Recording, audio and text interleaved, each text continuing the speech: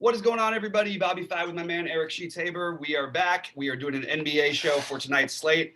Fun 5-gamer. It's going to be a fun NBA season because we've got pretty much games every night. It's not like we're used to having, And we've got some good games, and there's, every night there's going to be terrific options that we're going to have to decide between each other. I think it's going to be a higher scoring year in general because of the back-to-backs and the players sitting and things like that. So with that said, let's get into the game by game, or unless you have anything to start off with. No, so we're going to do a little bit of both DraftKings and FanDuel, and keep something in mind that it is only, it is an early look. There's a lot of injury news that is pretty sure we know what's going to happen, but it's just kind of stupid to speculate too much. But we want to give you a little bit of background so that when this news does come out, you're a little bit prepared. But we're going to try to do a lot more of this later content, as we approach lock. We want to give you enough time to put what we say to use. Yet on the other hand, we also want to give you as much updated information as possible. So we have to find that exact sweet spot. Right. And I want to leave myself enough time to put my own shit in. Sorry. Right. Yeah, we'll be able to probably handle this all going game by game. So we're going to start right off with, one of the many value spots on today's card. And that's Detroit and Atlanta with no Derrick Rose and no Blake Griffin from Detroit. And what that does is open up all kinds of stuff on Detroit, and at the same time, it opens up blowout risk on behalf of Atlanta, right? So that's something to keep in mind. I guess I'll start. What's in play on the Detroit side is Killian Hayes, 4,200, and on DraftKings, and on FanDuel, by the way, Killian Hayes is 3,800. So he's completely in play and going to be pretty chalky. Other guys in play from Detroit because of this is Delon Wright, who is a little, similar to Hayes. He's 4,600 on DraftKings, but he's also 4,000 maybe on FanDuel also. So he's in play. And then you have the new MVP of the league, Jeremy Grant. He's 5,900. He just scored 50 fantasy points in his last game. And I'll tell you, the coaches gave him a lot of coach speak even before that blow-up game, saying they're really happy to have him. They think he's a great shooter. He's been underused and whatever it is.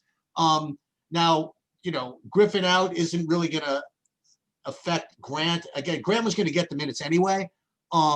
So maybe it's not as much of an upgrade as far as that goes, but he's just a guy to continue to be on the lookout for. The other guy, again, Mason Plumlee remains. He's more expensive now, but he, again, without Griffin in there, it's going to get more usage. And two other guys that I think are really in play. One guy I kind of alluded to kind of jokingly the other day is Jahlil Okafor at 3,600. And not to be undone, Bobby, one of your former MVPs might come into play, Mr. Josh Jackson at 4,200. So, he's my guy. What's that? He's my guy. That's what I'm saying. That's what I said. So everything in Detroit is open for business. And I will say this, is that to me, the galaxy brain play of everything that I just said is probably Josh Jackson. He'll be the lowest owned of all of them. He's going to get the blowout run if, in fact, that is the way this game goes. And, with respect to it. I don't know if I agree with that he's going to be the lowest owned of all of them. Really? Okay. I think the projection systems have him pretty that sucks.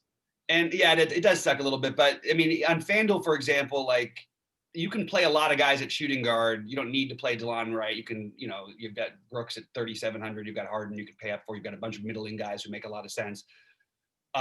Jackson, I feel like is going to stand out on both sides. And he's just too cheap. And this is literally, if you could make a matchup for Josh Jackson, this certainly seems like it would be the one. Right.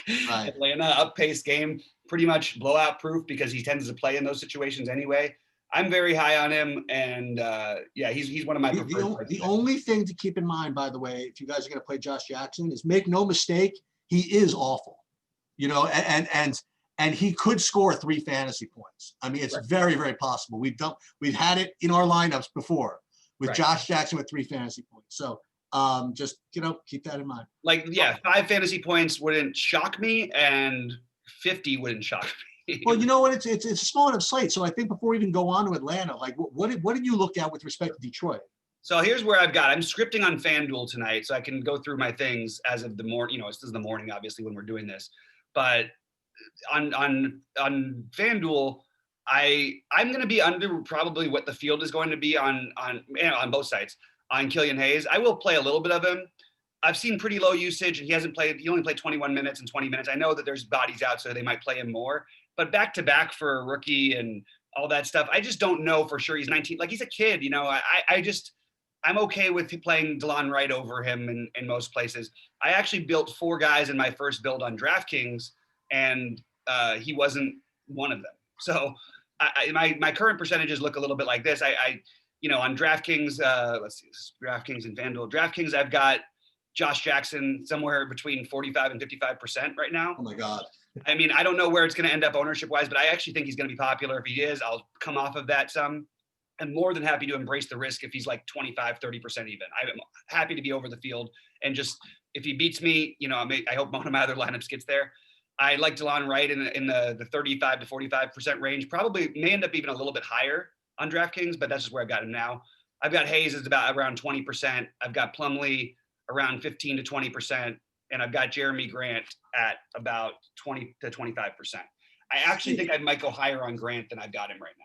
See, with respect to shooting guard, by the way, on FanDuel, I really think there are only like 4 guys that people are going to play at all. Right. They're gonna either pair Harden with Brooks or Harden with Delon Wright, right? I mean, I think Delon Wright and Brooks are both, underpriced, good value plays over there.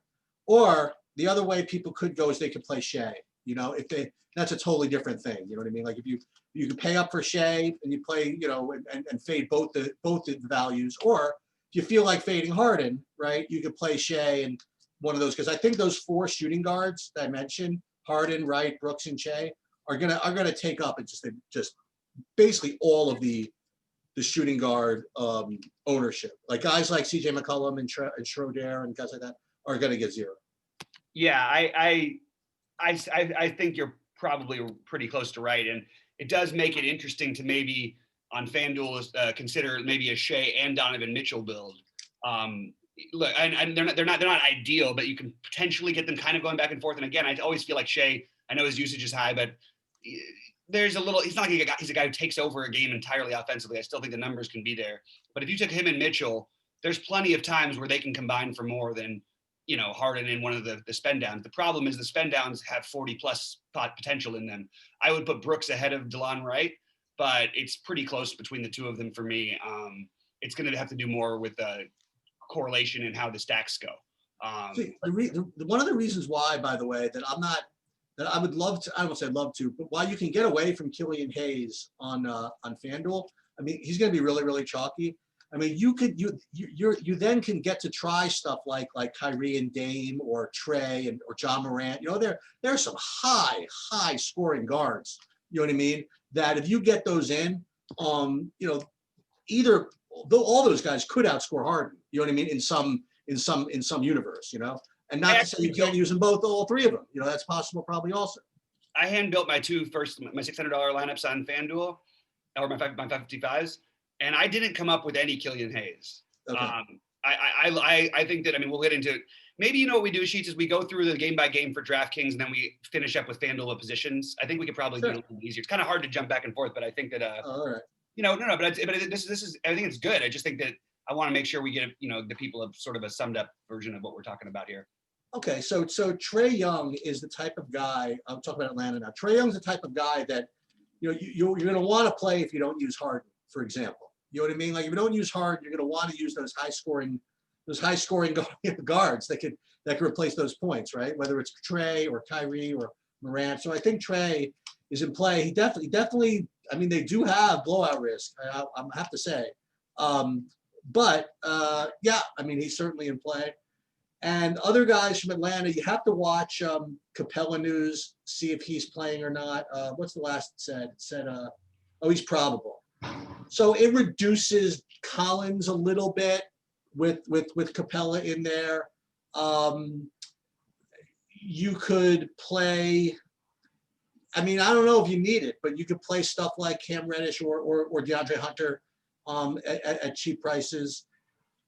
I guess there's got to be one game where Bogdan, wakes up and goes off. Not sure if this is the one, but yeah, I mean, if you're going to play, if you're going to play this game and stay close and play these Detroit guys, I mean, you certainly could do worse than playing some of the Atlanta guys too. What do you think of Trey and other guys in Atlanta? So I want to point out that Trae Young's ceilings, I know it sounds crazy because he's been awesome. And against the Bulls, he might have put up like 75 that night. But I get the feeling, based on watching a little bit of these Atlanta games so far, that his assist upside might be not what we're used to from the past. Just with Bogdanovich and other creators on the floor. Not that Bogdanovich has been getting a ton of assists, but I think it's, people should remember they played one massive blowout game against Chicago. So don't put too much stock into what these guys did in that game. Then they play the game at Memphis, and you got, you look around and they've got Bogdanovich projected around 27 minutes. Now, if they blow him out, that seems like a reasonable number. But if the game stays close, why wouldn't he play 33 minutes like he did in the last time they had a close game? So I'm sort of into the idea of trying a little Bogdanovich on DraftKings, but I don't know that I'm going to end up with like a huge level of interest there. I think Trey is a guy I right now, I'm sort of early in the day. Speak up a little bit. Sorry about that. I covered my speaker again. Okay. I've got Trey at 30 to 45% right now. Okay.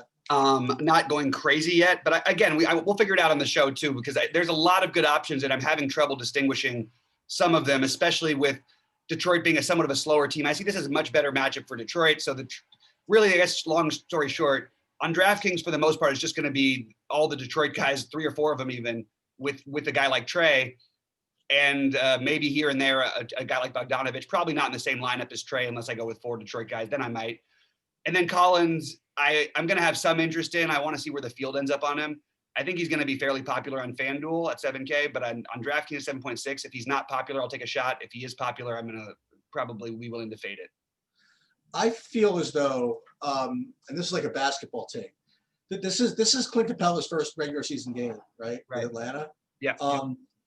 Trae Young, he and Capella could do a lot of damage in the pick and roll. I mean, like Trey's was getting really good at it, and Capella's just basically he had years of experience running it with Harden. You know what I mean? And Capella's he embraced that role.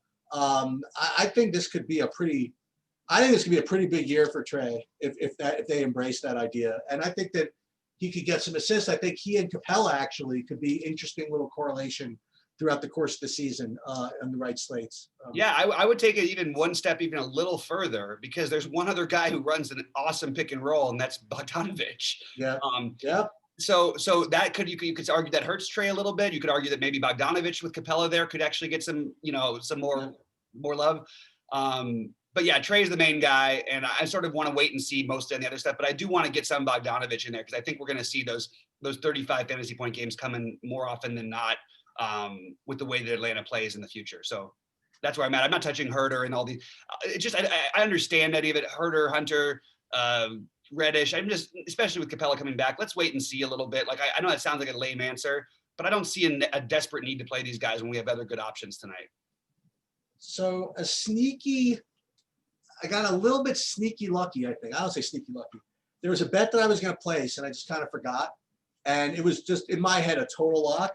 And all of a sudden, it became not a lock anymore, or basically no chance. Karis LeVert to win the 6th man is now out of play because Spencer Dinwiddie is basically out. So, yeah. So Brooklyn, Memphis, I am presuming that KD is going to sit. Now he might play. I mean, they lost last night to Charlotte, so I think that they would really have to force Durant to sit. You know what I mean? Like coming off a loss like that, I mean, I think he'd want to play, but I do think that they sit him. Now, if in fact they do sit him, you have Brooklyn in a fast-paced game. And with Durant out, a lot of the blowout risk is gone. I think Kyrie is going to have a big freaking game. I think that LeVert, I know the argument that, he's better in the second unit or whatever it is. I kind of don't care. I want to play him too. And I think you could stack this all day, man. You could run this right back with Morant. I don't think that Kyrie's ever guarded anybody when he didn't have to. I think Morant could have an incredibly good game. I'm not going to go with Brandon Clark, although you could certainly make that argument. I kind of want to get talked off of J-Vol a little bit because I think I want to play him. And aside from that, yeah, Dylan Brooks, FanDuel's a good play. DraftKings probably good. The one thing I will say, and this is a positive and a negative, he's fouled out his last 2 games, Dylan Brooks. So on the one hand, that's bad, but on the other hand, it's good. You know what I mean? Like they want him in there, you know, to play defense as many minutes as possible. So you can look at that however you want, but yeah. But I think this game is a pretty elite game to stack up. I agree. It's my favorite game to stack, whether Durant plays or not. I like it better if Durant doesn't play. I do want to add to what you said about Dylan Brooks. Like, people should remember when you play him, this is the guy who led the league in fouls per minute last year, was second the year before. And his teammate, Jaren Jackson, although he's not playing right now, he was the guy who was number 2 and number 1 the previous year. So he's pretty much a play till he fouls out guy. His minute upside is like 40. Like, you know what I mean? That's pretty much how he plays. So I personally really like the idea of running both Ja and Kyrie together. And then you stack up the game all the way. You could include Joe Harris, who I've got interest in, even though it's not the most exciting play, you know, more so obviously on DraftKings than FanDuel because of the 3-point bonus, but he can get there for you on FanDuel as well, especially with these other guys out. And I love LeVert tonight. I actually am going to take shots on LeVert, even if KD plays in some of these games. I know he's going to have a huge range of outcomes because of the way they play, but just the fact that this team is really good and there are going to be some blowouts they take part in. LeVert has gotten a lot of that run, and he's been a lot of the reason for the blowouts on this with the second unit. So also if KD's out, Taurean Prince, we have to get in the mix potentially. I'm curious what they do. There's a chance, you know, they might even sit Jeff Green on a back-to-back as well. So both TLC and Taurean Prince, I'm not saying to play TLC, I'm probably not going to go there, but I am sort of interested in the idea of giving Taurean Prince a shot if those guys are out. So we're going to have to wait and see. And as I said, what was going to happen, Jared Allen is going to be the one who gets more minutes. He's not in play at this price with the minutes being pretty close to split. But I think you're going to see more and more Allen as the season goes on and less DeAndre Jordan. That's just my personal take, especially on back-to-backs.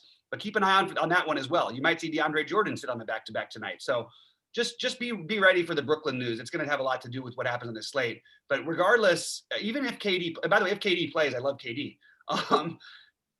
I think Kyrie is still in play also regardless. He does get up for these kind of things. He is look, if you're going to put me against the best player, I'm going to try and dominate them. If that game against Golden State wasn't a blowout, he was going to have a big game in that one. Then he goes back to the Celtics and he destroys his old team.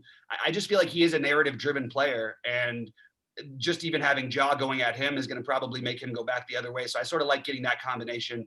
Favorite game to stack by far. On DraftKings, I want to get I basically want to have at least 1 or 2 guys from each of these teams in most of my lineups probably.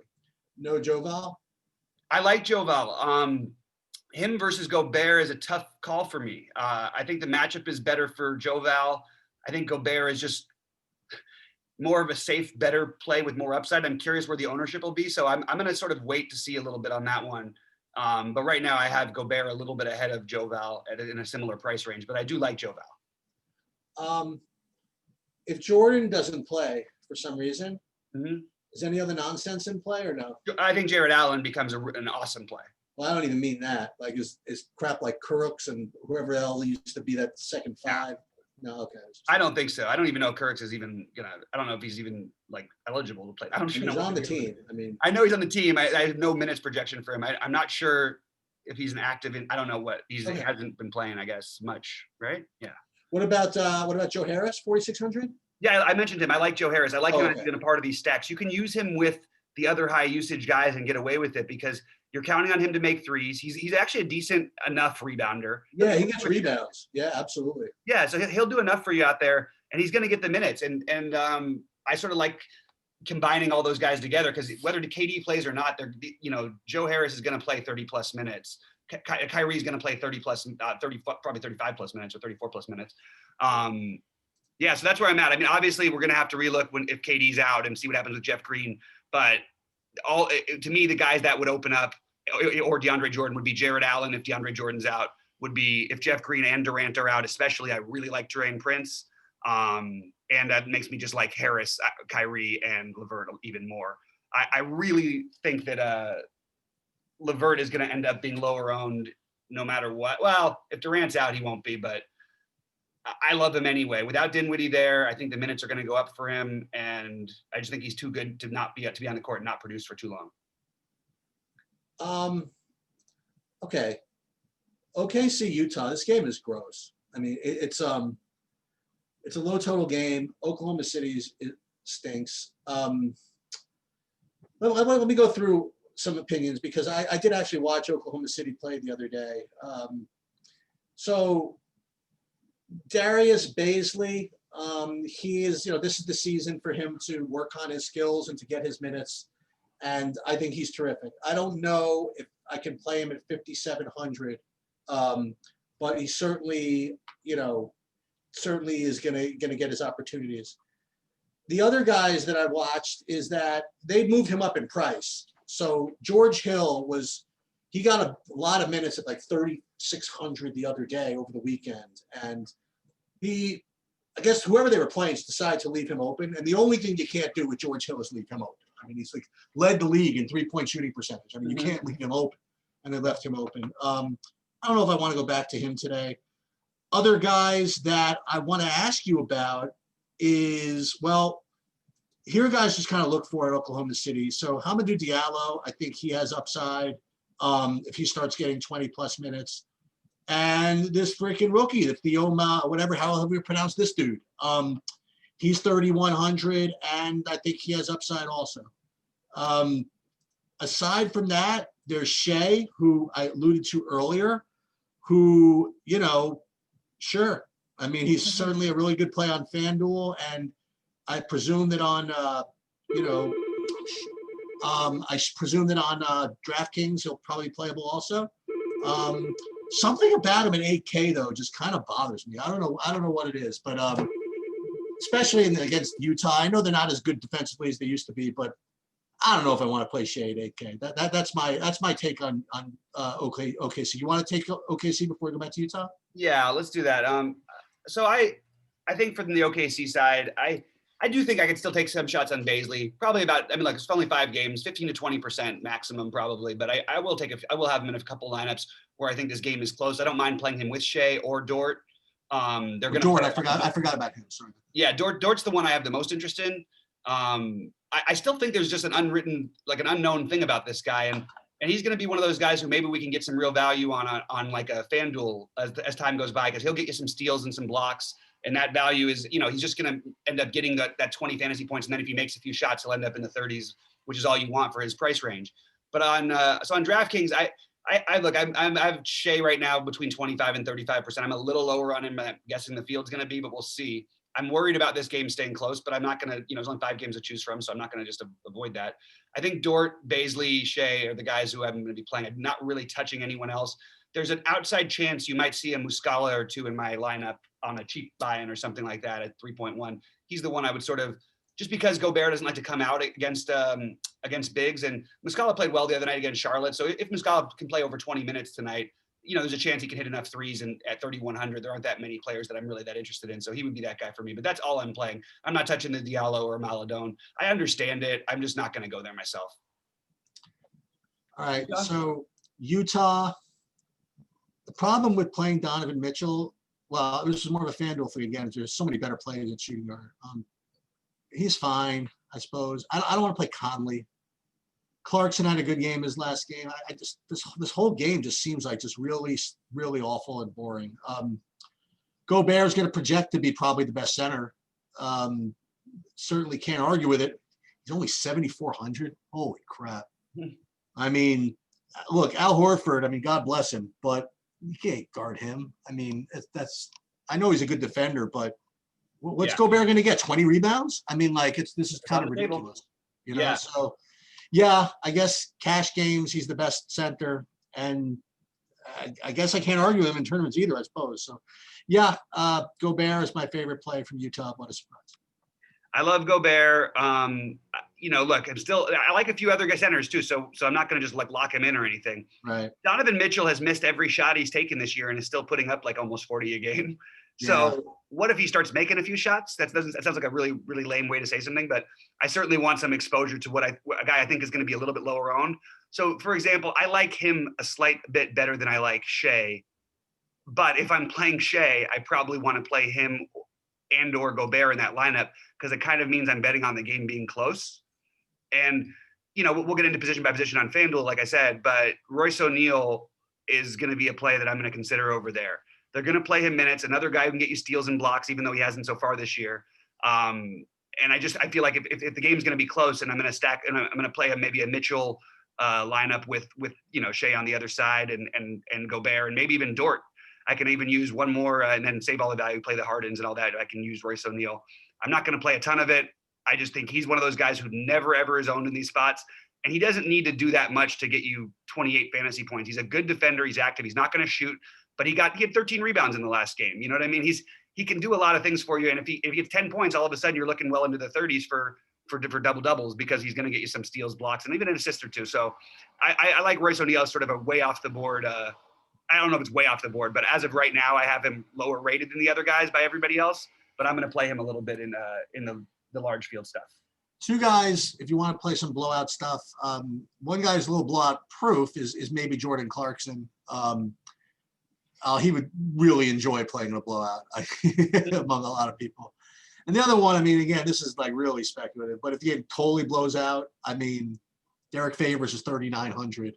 I mean, yeah, I'll just kind of throw that out there. Yeah, I mean, I actually thought about him for a minute. I'm not going to do it myself, but I understand it. Yeah. All right, so you can talk about Houston, Denver first because my take's going to be terrible. So go ahead. Oh, I love it. Oh no, I'm excited about that. I love it when you're going to have a terrible take. All right, so I think that you could make a really good case to fade Harden on FanDuel, as I mentioned. It's scary. Here's the argument sheets. Here's the best I got for you. This man had 44 points, 17 assists. And look, it was an overtime game. He didn't even shoot the ball that much, to be honest. So it was kind of funny. But he did shoot the ball well. He made 6 out of his 13 threes, 12 out of 22 from the floor. 44 and 17. And now look, if he scores 79 fantasy points, of course you're going to want him. That was an overtime game against a pretty soft opponent. This is a game against a better team is a better opponent that I could see them actually struggling with. And I'm not going to call a blowout or anything, but if everyone is going to play James Harden and Christian Wood everywhere, maybe we should be looking to get away from it and hope the game just doesn't work out in our favor and blows out. Look, I still have Harden programmed in at what, 35 to 50%, but I think there's a chance on this slate he ends up like 1,000,000% owned, and I'm going to just want to be below it. It's still early in the day. We need to figure more out. We need to figure out who's playing and who's not. But I'm okay with taking a shot potentially and avoiding Harden. I'm interested in this Deshaun Tate at 4.1K. I watched him play a little bit the other night. He looked good to me. I don't know how much I want to get crazy with it because I'd like him better if he was like 3.5. He just seems a little bit higher than I want to pay. But I'll take some shots there, and I will absolutely go back to Daniel House, who will play 1,000,000 minutes. He was awful the other night, but he played 38 minutes in that Portland game. I know it was an overtime game. I don't see him being as unproductive as he was in that game. So if you're going to stack parts of this game, let's say you wanted to play Harden or Wood with House, I actually think that's kind of interesting. And then you run it back with anybody on the other side. But mostly, look, you're going to want, if you're playing cash games, obviously you lock in Harden and Wood in your cash games. I don't see how you don't play them in cash. But I'm trying to find ways to pivot in tournaments. I still have, I'm looking at my ownership now. I have Harden at 45 to 55, Wood at 35 to 45, which I'm actually thinking is going to be below the field on these guys. And then I want to be ahead of the field on Deshaun Tate, and I will, just by playing any percentage of him, be ahead of the field on Daniel House. What about Denver? On Denver's side, Jokic is, if people are not going to play him, I'll take some shots, and I don't think they're going to go crazy for him. Trying to get him on FanDuel makes some sense to me. The guy is a triple-double machine all the time waiting to happen. It should be noted that he had almost as many fantasy points as Harden did the other night. He did play 42 minutes in that game against Sacramento, but I mean, look, Jokic is my outside guy for MVP, so I'm good with him, but I'm not finding myself crazy in love with anything here. The one guy who, if he's unowned, Michael Porter would probably be Michael Porter and Jamal Murray, while their prices are a little bit higher than I'd want to pay for, or in Porter's case, too high.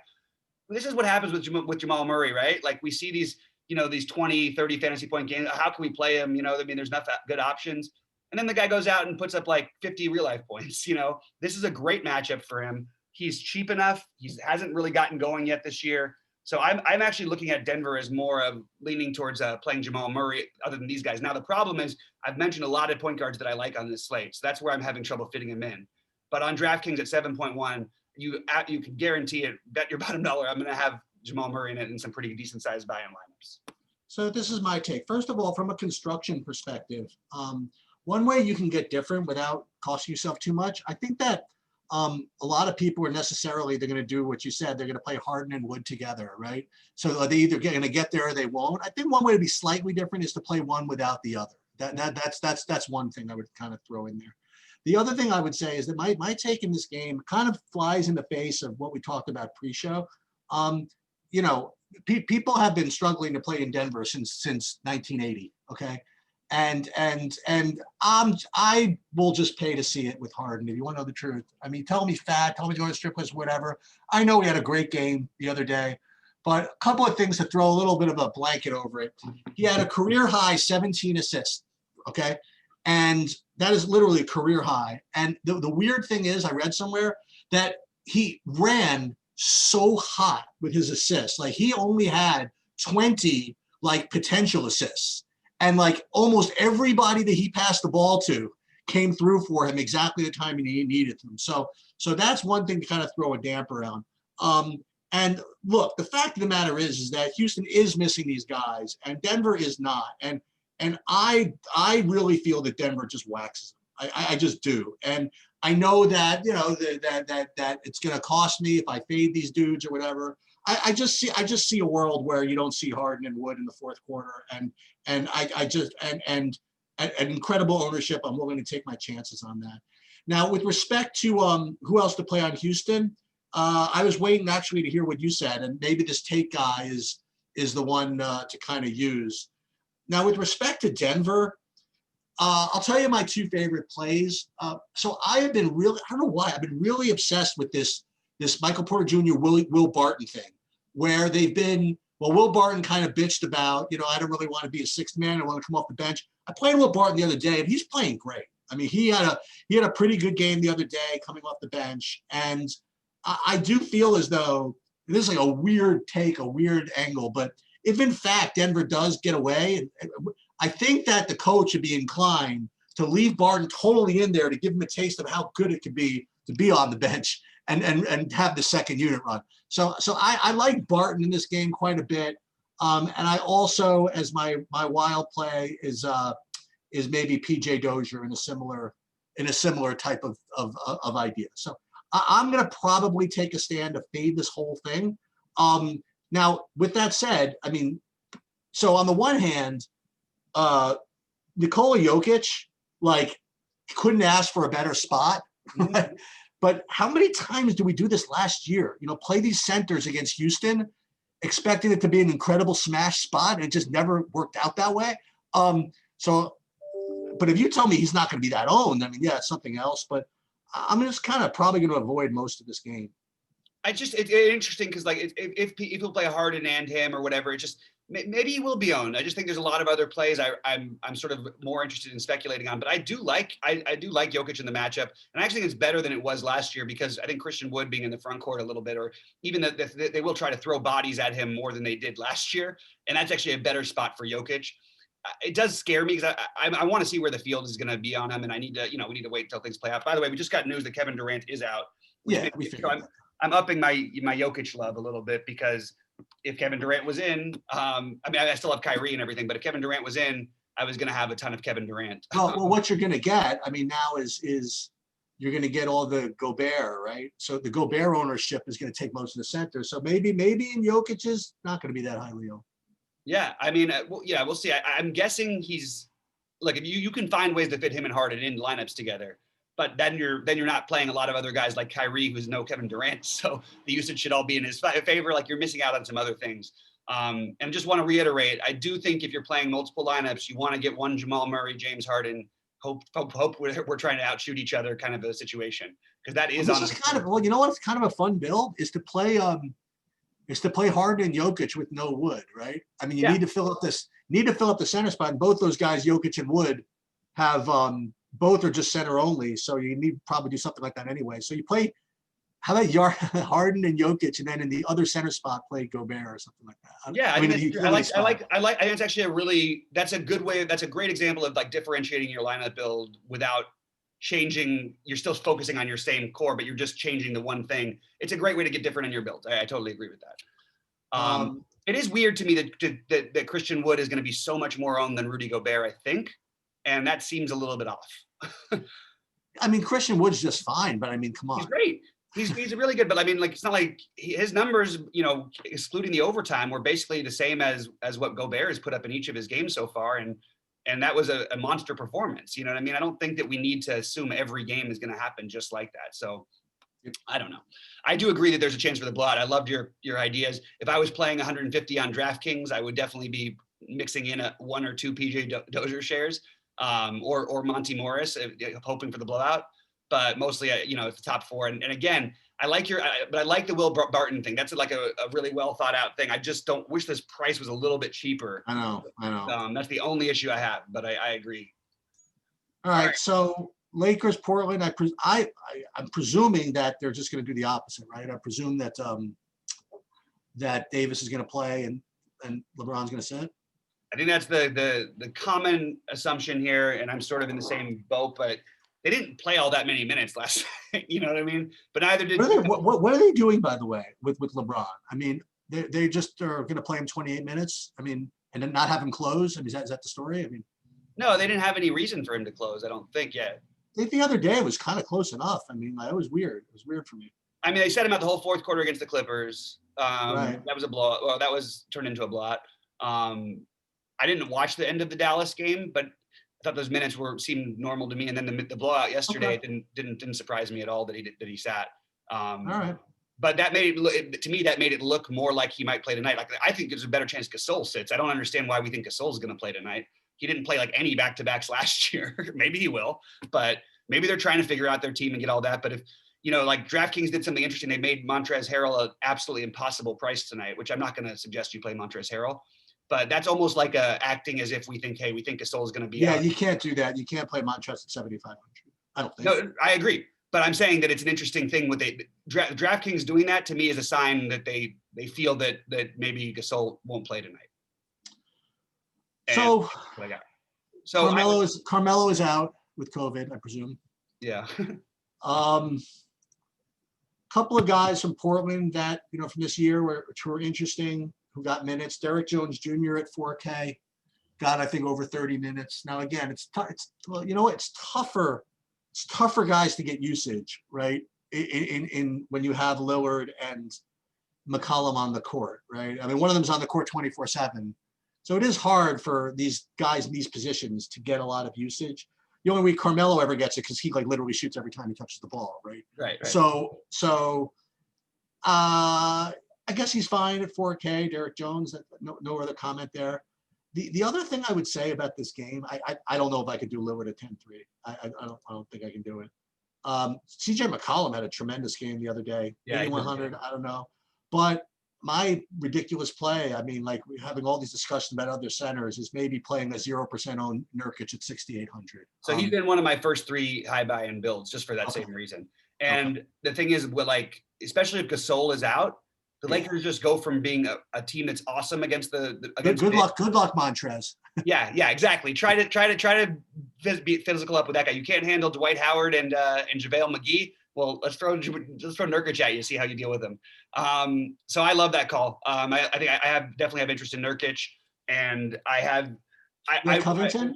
What's that? I like Covington. So he's the highest owned player I have from this game. I know he's going to put up a lot of duds, guys. That's just what he does.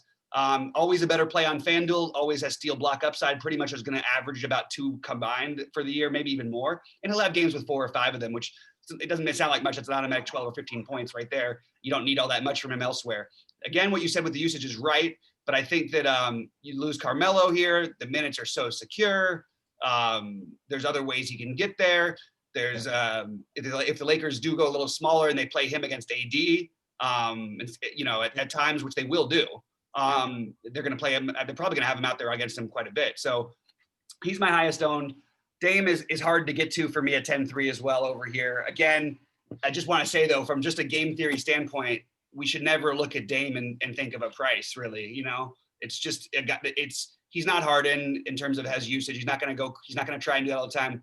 If he feels he needs to, he'll go ahead and do it. So, you know, there's really no price under 12K that I wouldn't at least consider him. So I'll have some exposure to him, but certainly not that much, and probably mostly be on FanDuel because he's more reasonable over there.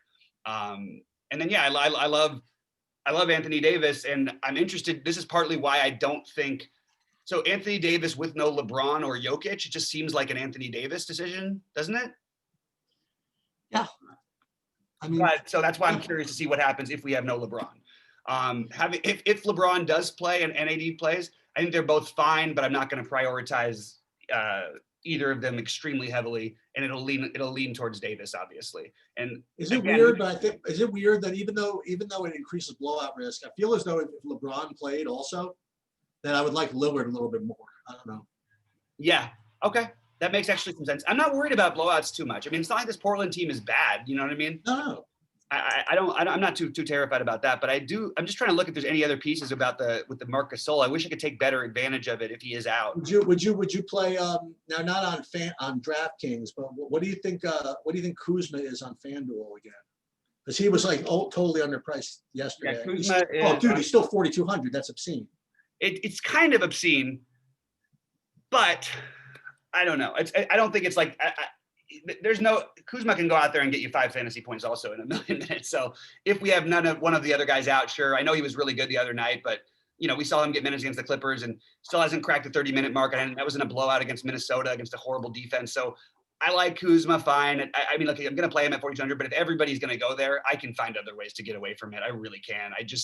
I don't think he's any sort of a lock. And even on FanDuel, like I just think about a guy like Royce O'Neal versus him. Obviously he's a higher producer than Royce O'Neal, but if you add the steal block upside, if I'm trying to just get one game out of a guy, Kuzma doesn't really get steals or blocks. And I know it sounds like a stupid way to look at it, but you get so much more value on FanDuel for those. It's hard for me not to favor him. And then if I see, you know, I've got him at 4.2 or Covington at 5.2, I still prefer Covington in that matchup on FanDuel. Alex Caruso is questionable too. I'm just kind of coming up with other ideas. Yeah, he could get there. Yeah, you're right. What about Dennis Schroeder, 6,100? Or I mean, I'm thinking without LeBron, right? So yeah, Schroeder is an interesting tournament play for sure. Schroeder at 6,100 or Jamal Murray at 71. I know Schroeder's shown the flash upside this year, but like, I mean, Jamal Murray can win you a slate and will be unowned. Right. Maybe, you know, maybe the same is true for Schroeder to some extent. He certainly helped me on the first night of the season, but I'm not quite as in love with it at this price. I mean, it's okay. It's fine. It's just I'm not like in love with it. And I'll tell you one thing I'll take on this game. Even regardless of who plays, I am betting the under on the total in this game. It's just seems too high to me for a game that I think is going to pace way down. What is it, 225? Yeah, it's 225.5. It's not like crazy, but it's not like we're assuming. I mean, Portland doesn't play as fast with it when Nurkic is in the lineup. The Lakers have, if there's no LeBron and no Caruso, not that makes a huge difference, but you're running things through AD. Don't you think they're going to play slower as well? So if you're going to take an early shot before the line spreads, I think that's something before the line changes. If LeBron's out, take a shot on the under in this game because I could easily see that paying off. Who would start at point? Oh, it'd be Schroeder. He's going to play a lot, man. I mean, yeah. Okay. You know what? You're talking me into it a little bit. I don't mind it. He wasn't on my initial list, and maybe it's because I like so many other guards. But certainly, you can consider him. I mean, what do you think of this dude? This Horton Tucker guy. So if there is no LeBron and no Caruso, I almost think that there's a chance Wes Matthews could sit as well. So you could lose all those, and you could lose Gasol. I mean, they could sit a bunch of guys, or none of them, or two of them. I mean, there's a lot of things that might happen tonight. But I would probably take a shot on Horton Tucker if you get those guys out, especially if somehow Wes Matthews. Because why would you want to play Wes Matthews in a back? Oh, the only problem is you got the Wes Matthews against his former team. Oh, that's not in Portland, and he's been a couple years removed. But if you get no Wes Matthews and Caruso, I mean, Horton Tucker could easily be on the court for 25. Well, keep something in mind. Don't forget where the game is, right? There's no fans. Doesn't matter. No, but it matters a little. Like I still think that there's a thing about going back. I don't know. Maybe I'm wrong on this one, but you're right. It shouldn't matter based on the fact that Dallas was up by 50 points at halftime in LA. What's going to happen this year when CJ McCollum comes to Brooklyn and the girlfriend's not in the stands anymore? he's probably still going to go nuts just because of the memory of it. I guess. But yeah, I mean, we need to wait and see on the Lakers. I think there's a lot of guys who I just as a Laker person, I'm questioning whether or not they're really going to play these guys on back-to-backs. And they've got a lot of older guys in their team, Markieff Morris, Wesley Matthews, Marcus Sol, LeBron James. There's a lot of guys who could end up sitting. Caruso might be injured. You know, we're going to have to revisit that. And just keep in mind, you may not get that information early, so you might want to do a little bit of speculating. And that means, you know, loading up heavier on Davis, playing more Kuzma on FanDuel. I don't think on DraftKings I could play him. But AD is definitely, I really like AD on FanDuel as a tournament play. I think he's going to be, if we don't know it lock, I think he's a phenomenal play. That's where I'm at. Well, I'm pretty sure. Well, remember, there's no lock, right? I mean, it's Well, no, but I mean, the 430 games, if you're going to spend money on the other guys, the 10K. Christian Wood, for example, right? Okay. Yeah, Christian Wood or just the other guys you can play. Even like maybe you play Ja and Kyrie and stack that game up, and maybe you use Valanciunas, so maybe you don't have room for Davis left. You know what I mean? So just think about that, because you might be giving up a huge underrated value later in the game. I do think the Lakers are going to try and limit LeBron and Davis's minutes for the most part of the season, keep them around the 30 to 34 range. I'm sorry, 30 to 32 range. But I think that when one sits and the other plays, and after the night off, I think you'll probably see at least you'll still have a chance to get enough production out of Davis here. All right. So I think what we should do is it like, remember, it's a little bit of a late lock, so we could go on at 6:30 if you want. Okay. So go on at 6:30, and then we'll do a half hour. We'll do like a half an hour. Sounds good to me. I just real quick want to go through just where I currently have my ownerships on. Oh, sorry, where the players I like from on FanDuel. I haven't gone through everything yet and got everybody right here, but I love the Kyrie versus Ja in the backcourt, especially now. Kyrie is now one of the priority plays for me over there to spend up on. I will have a little bit of Killian Hayes, but I'm not going to be. I promise I'll be below the field, or at least I'm pretty sure I will be. I mean, in general, you're going to hear me say I love Ja a ton this year. He's going to have some dud games, but for the most part, I love him. And Trae Young is my other point guard. That's really all the four guys I'm using at point guard. Can that be right? Am I missing somebody here? Jamal Murray. Sorry, Jamal Murray at 7,100 is my other, but like a 15 to 20%. That most of the love is going to go to the other guys. So with me, the point guard is I have like kind of like a top four, and that's Kyrie, on FanDuel, Lillard, Killian Hayes, and Trae Young. Like it. Shooting guard. Let me make sure I'm not missing anybody. So I'm going to be under the field on Shea, even though I like him fine, but I just think I'm going to end up, I will skip Harden too. So I'm going to skip, I might just play the double punt point guard thing and play Anthony Davis and Jokic in some lineups along with. So that means Wright and Brooks. Yeah, Brooks and Wright, excuse me. Yeah, I should have probably made that clear. But I also will throw in some Donovan Mitchell and Shea. Where I play Shea, I would want to play Donovan Mitchell in those lineups, not only because the correlation of them playing head to head and the game staying close, but because it has a nice, like even middling build where I think most people are going to want to play one of Brooks or Harden, right? Yeah, if I play Harden again, I will make sure that, somewhere I differentiate myself elsewhere. But, I even though, I mean, you're going to get much less ownership, I don't know if I can get, I guess I would try Donovan Mitchell just to be different. I'm not going to get down to CJ McCollum, and I don't know, just the position is so strong. I mean, I don't know if I can play Schroeder on FanDuel. That's what the problem over here. Yeah. I mean, and I mean, even like the wild card play I have on DraftKings, which he's been terrible and he's such a poor producer sometimes, but you can consider for value, which I forgot to mention, was Gary Harris. But like he's 3,900 over here, but I still can't really play him because how do I play him over Dylan Brooks? And why is Dylan Brooks 3,700? Like, I don't know. Can we answer that one? I just have no idea where the hell that came from. Yeah, I think he and Dylan Wright are both, underpriced. Yeah, but Dylan Brooks like shoots that much more underpriced than Dylan Wright. Yeah, okay. Maybe. Well, no. Dylan Wright is like, but it's because of the they're sitting the guys and everything. Dylan Brooks, there's no logic behind this. He's a 5 to 6K player that they just constantly underprice on FanDuel. And meanwhile, he exceeds his projections. I mean, he what did he do? His first two games, 7 and 9x this price. Like, I mean, I don't know. I think that it's hard for me to just fade him here. I think that the small forward position for me, the second position here is the most interesting. I don't feel I'm going to be able to get away from Karis LeVert at one of the positions, but the second one, I mean, you could play a lot of different guys. Like you could play certainly you could play Michael Porter Jr. You certainly could play. I mean, Derek Jones only 3,600 here.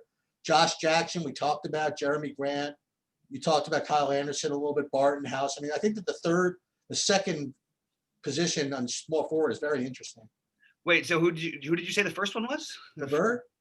Oh yeah, I agree about LeVert, but I actually think that Josh Jackson might be my first guy in. Okay. I really am high on Jackson tonight. I know it's weird, whatever. Maybe it'll come back to bite me, but I love him tonight. I love LeVert. Those are the two guys you start with, but I think if you want anything different, you can play a LeVert and Jeremy Grant instead of Josh Jackson. You could play a very cheap Joe Harris in those stacks, especially with no KD there. And then you could play, like you said, Michael Porter Jr. and Derek Jones is the minimum cost. You know what I mean? It's kind of crazy. So there are options here. It's just about sifting through them. For me, I've got him ranked Jackson, LeVert, one tie basically, that followed by Grant, Harris, Porter, and Jones, all in the same ownership. So AD Christian Wood's going to be the pay up, build in the power forward position. If you wanted to pivot off of either of that, I guess my next favorite would be John Collins. And then again, to me, there's kind of a drop, Covington, Brandon Clark, guys like that. I really think it's kind of a thin position. So I wouldn't mind playing Brandon Clark at the exact same price, or even pairing them together along with Kuzma in a different type of build where maybe I spent up at my two shooting guard spots. I think Robert Covington is going to be my main guy here. Covington, Kuzma, Davis, Clark are all pretty close for me, and Collins. Everybody else, I just don't think there's anybody else I'll play. I understand that Derek, maybe I'll throw Darius Baisley into one or two lineups because I think he's got some upside, but I just don't love anybody else personally. Oh, you know what? I mean, I hate playing Bogdanovich on FanDuel, but he is 4,700. So if we're going to talk about Kuzma at 42, we should probably be thinking about him at 47 and Royce O'Neal at 38. That's just the only thing I wanted to add to that. You play a lot of guys at center, Bobby. Yep. Who are your favorites here? I mean, all else being equal, I guess Jokic. But yeah, Gobert 7,700 is pretty appealing, man. It's like, to me, it's like there's Jokic at the top, and then there's like a whole spread, man. Gobert, Valanciunas, Plumlee, Nurkic, take the lowest owned, I suppose. I somewhat agree with that. I think that, I actually think Montrezl Harrell, if there is no Gasol, is in play over here. Yeah. At 6,200 and to get a little different with your lineup build. I'm going to X out this play I had earlier, which was DeAndre Jordan, who I think we're going to hear about later. Yeah, man, there's a lot of guys, but I don't feel like I love it. So I guess what I'm doing with my center is it's the lowest priority of my positions to me.